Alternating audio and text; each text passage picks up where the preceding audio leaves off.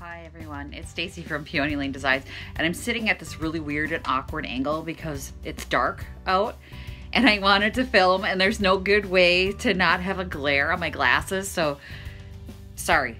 I know this looks weird. This is not exactly like a natural state of being, but I'm really excited because tonight I'm gonna get started on this project. If you've been watching my channel for some time, it's the cabinet. I'll put a link in the cards. It's the cabinet that I picked up at a garage sale for $5. And if you saw the video where I repaired the door handle, I'll put that link in the description, put the link in the cards up here too. If you saw the video where I repaired the door handle, I really waxed poetic about how much I love, or I felt bad for this piece, and I still do. This has taken a lot. It's behind me. You can't see it. I'll turn it around and you'll be able to see it.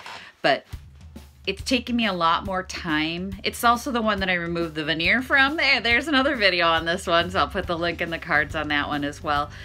But there's been a lot of repairs made to this. Oh yeah, oh, and I repaired the leg too. So my $5 little cabinet that I thought was going to be this quick, paint it up and get new handles and hardware on it and it was going to be great, ended up being a massive project. And then when I flipped it over, the base was coming out and I still have not repaired that. But yesterday, I finished the pink beast back here. So if you haven't seen that video, I'll put a link in the cards to the pink dresser. The French provincial dresser, that's leaving this week to go into my booth at Picket Fence. And then my reward for finishing that piece was that I get to finish this piece. So I'm already, let me get you turned around. There's no point unless you can see it. Hang on one. And there she is. So last night I got very ambitious and I sanded all the rest of the loose paint off. As you can see, there's still some paint here, but that stuff was pretty well on there.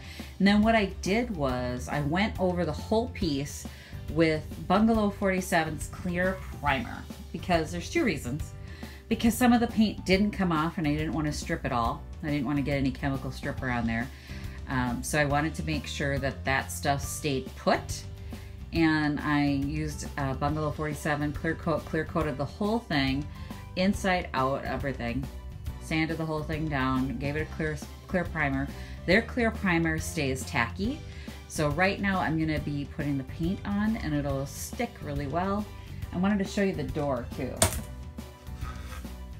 So the door's been sanded and primed, and then I went ahead and added, because I filled in this detail here, I didn't really care for this trim work that they had on there. I filled that in and then I sanded it all flat. This was the repair for the handle. And then I used the IOD, let's see, it's not focusing. Oh, there we go. The IOD molds to create this wonderful little embellishment that I put in the middle of the door. And then I'm gonna paint over the whole thing, sand the front and the back. So we are ready to make her pretty. I'm so excited. You can see that the bottom here is still peeking up a little bit. Let's see if I can focus on that. It's still peeking up a little bit down here. And I have not repaired the base part yet. So that I'll do after I finish the whole thing, and I'll flip it over and get it to stay on there, but it'll be great. Let's put you on time lapse. Sorry about the shadow flying through here. I'm now sitting in front of the light officially. And yeah, I'll see if I can get some good lighting on it and start painting. You can see what it looks like when she turns pretty.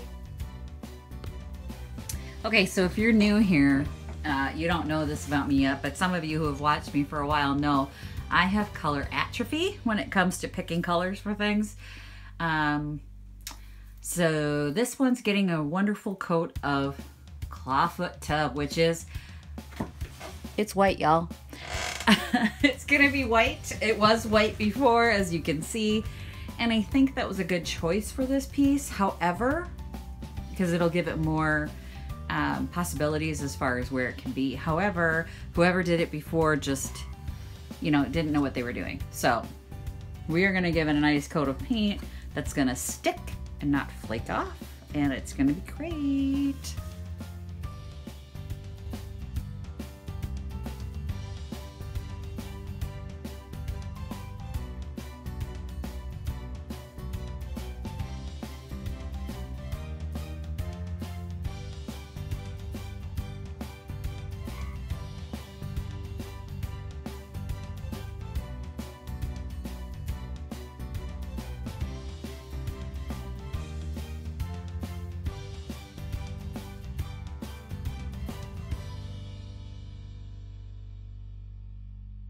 So I'm gonna take a break for tonight because it's getting a little gummy and I don't have any water and I'm feeling lazy and I don't want to go get water and get it done right. So when you don't want to do it right, you need to stop, because that's the problem that happened with this thing in the first place, is that the person who had it didn't do it right.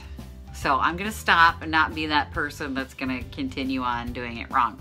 But it already looks about 110% better than it did. I mean, still pretty. It's very pretty. And I don't know about the inside what I'm gonna do. I just kind of gave it a coat of the white paint. I may or may not put paper in there, but what it had in there, if you remember, was that nasty vinyl shelf paper that my daughter absolutely loved because of the bright flowers, but it was just ugh. So I don't know what I'm gonna do in there, but yeah, let's take a break and see, and I just touched it and it's sticky. Because as you know, if you've looked at my tutorials, the second coat of chalk paint, you should wet it down a little bit. Otherwise it starts to pull the first layer off, because it just does. But I don't want to go get water and do it right.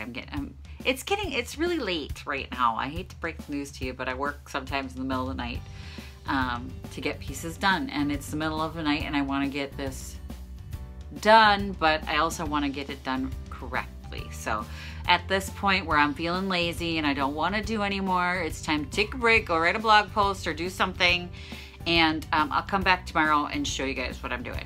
Okay?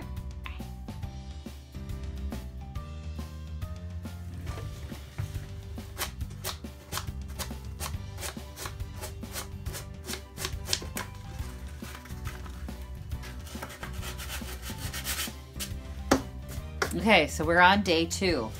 And all I'm doing here is any spots that seem like there's little sharp points or any glops of paint, I'm just taking 150 grit sandpaper and just giving it, not pressing too hard. I don't want to go through the paint, and just pulling off those sharp high spots.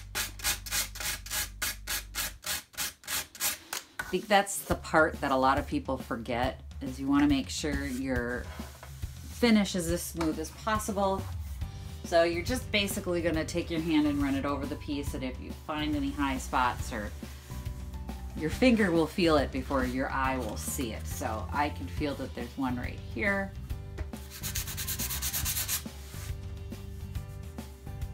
Gone. Right there. And that's inevitable. And that's with any paint between coats, you're going to want to do that. And I know there's a lot of people who don't do that. They just kind of ignore that part. But I like to make sure,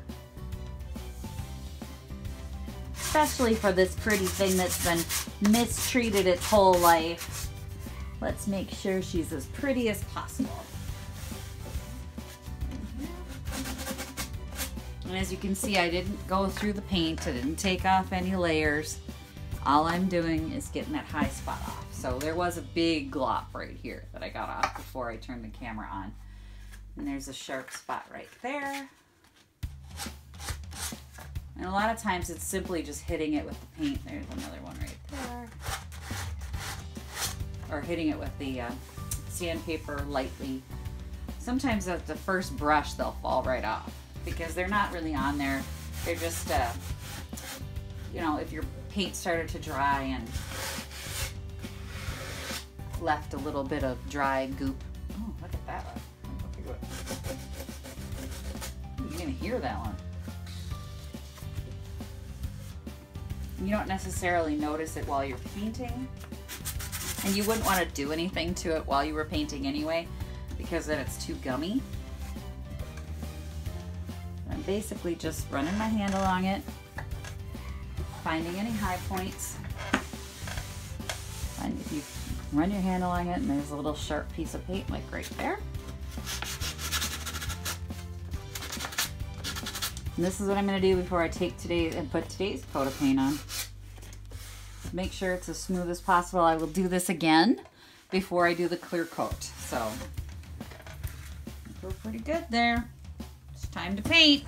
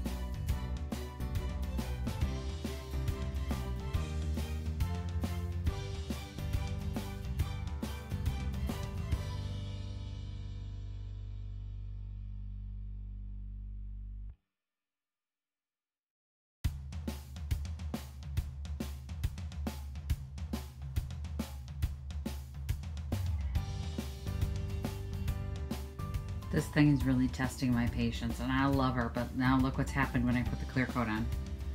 See that crack? Right here. Goes all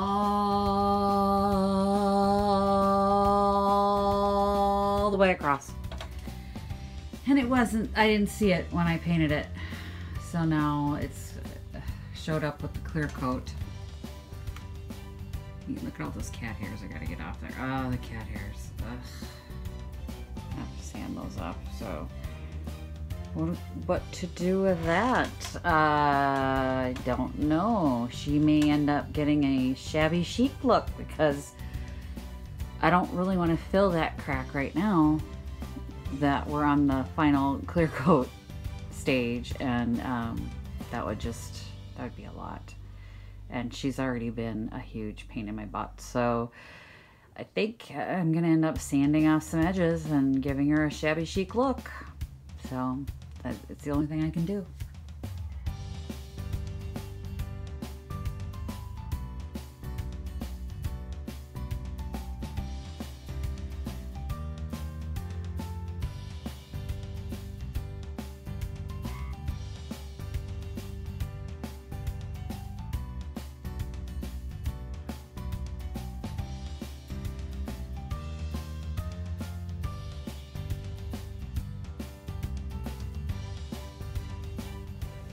And here she is, all done. So what I decided to do was to bring out the detail on the door. I put a dark glaze over it. I'm not really sure how I feel about it, but it's done. All the sides where all the deep gouges are gone. Yeah, that's what she looked like before. Not pretty. And now she's gorgeous. And I put the diamond knob on there, and I like it. I like how she turned out. Wasn't what I was expecting, but it's good.